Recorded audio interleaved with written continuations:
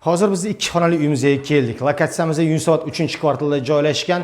4 etajli domimizning 4-etaji. Tomlarimizda polностью qilingan. Umumiy maydonimiz ham 52 kvadrat metr. Remontlarimiz bez remont ubitiy degan bo'ladi. Xo'p, ko'rib turgan narsalar o'zi hamma narsamizda qoladi. Konditsioneri bor, televizorlari, xolodilniklari bor.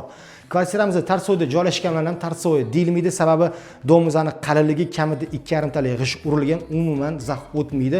O'sha hisobiga tarsoy deyilmaydi. Bu xonamizda zal. Zalimizning razmeri 3 metrga 520 metr. Bu yerda mana podest tarafdan kirishimiz, prixoshkalarimiz, sanuzellarimiz, razeni, bu yerda hammomimiz joylashgan. Bu yerda esa hojatxonamiz, bu yerda esa to'g'rimizda oshxonamiz joylashgan. Umumiy maydonimiz 52 kvadrat metr. Hamma xonlarimiz alohida. Spanlimizni svet o'chib qolgan ekan. Bu spanlimiz razmerimiz 290 ga, uzunligi 5 metrdan oshadi. Narxiga keladigan bo'lsa, narxini uy egalari 53900 deb aytishyapti. Kvartirangiz ma'qul kelgan bo'lsa, bemalol kelib savdo qilishingiz mumkin. Oson uylar biz bilan oson. Rahmat, sog' bo'ling.